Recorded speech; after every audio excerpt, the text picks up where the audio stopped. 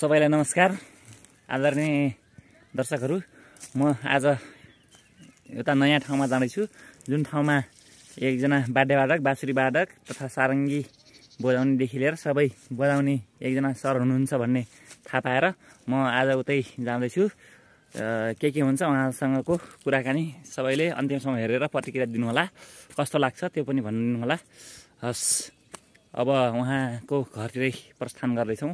हामी यी वरिपरिको दृश्यहरू देखाउँदैछौँ। ल है त, हजुरको परिचय भनिदिनु त सर। मेरो नाम थमन राणा मगर। मेरो घर चाहिँ चापाकोट नगरपालिका स्याङ्जा जिल्ला। अनि तपाईँको मुख्य पेसा चाहिँ?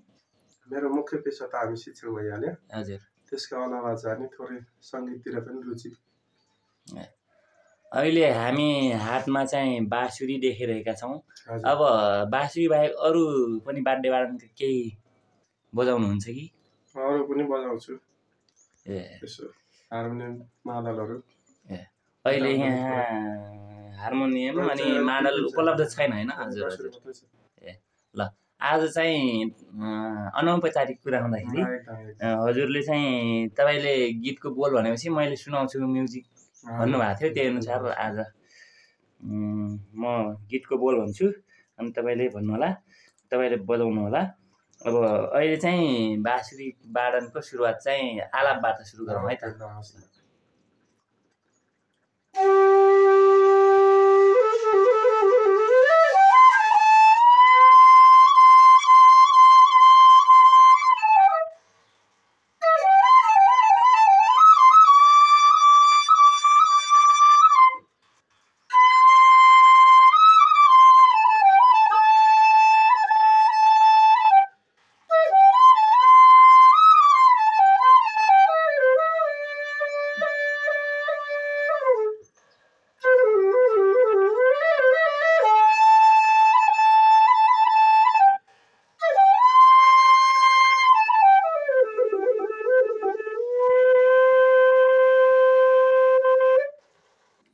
यति मिठो धुन बजाइदिनु भयो, धन्यवाद सरलाई।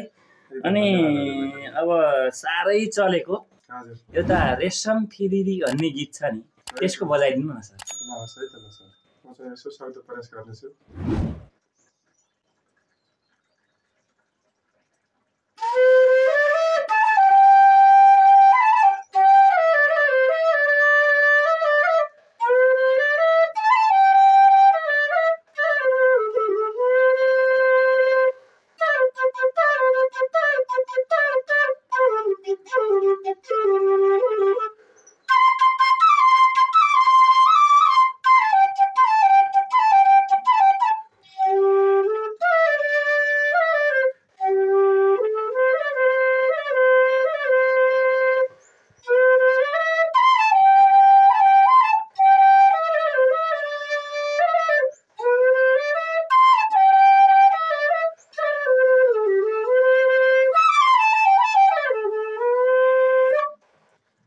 एकदमै दामी सर। ल, अब तपाईँले मलाई अर्को सुन्न मन लागेको, हाम्रो देशभक्ति सम्बन्धी। अब हामी नेपाली हो, त्यस कारणले अब यो त जाग लम्क चम्क हो नौजवान हो भन्ने छन्, त्यही गीतको धुन। अब यो देशभक्ति गीतलाई पनि थोरै यो बिचमा चाहिँ जोड्न मन लाग्यो है। हजुर, मैले चाहिँ कति सक्नु सक्छु त्यही अनुसार चाहिँ प्रयास गर्नेछु।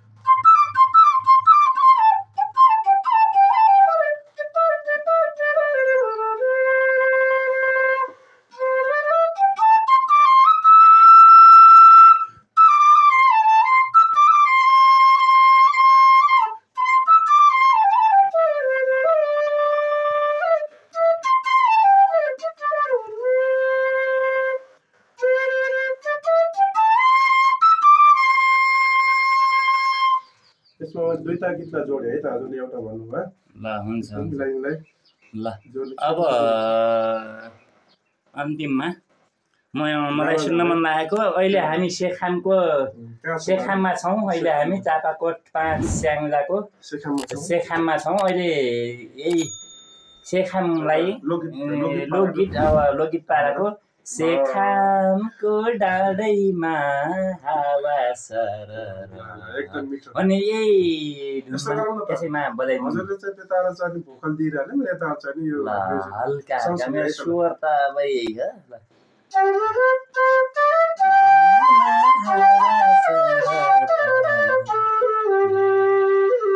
जता छ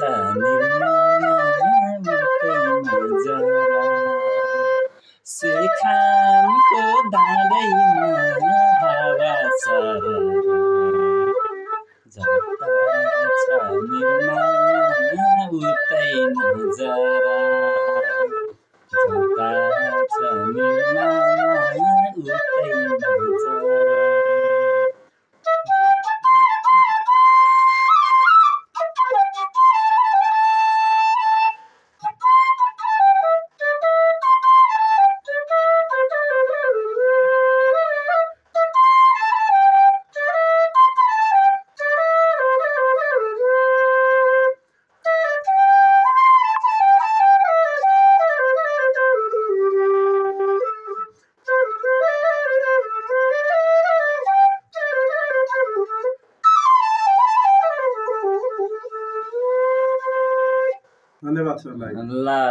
धन्यवाद अब अरू बेलामा पनि भेटघाट भयो भने फेरि कुरा गरौँला यस्तै धुनहरू सुनाउँला आजलाई बिदा पाऊँ है त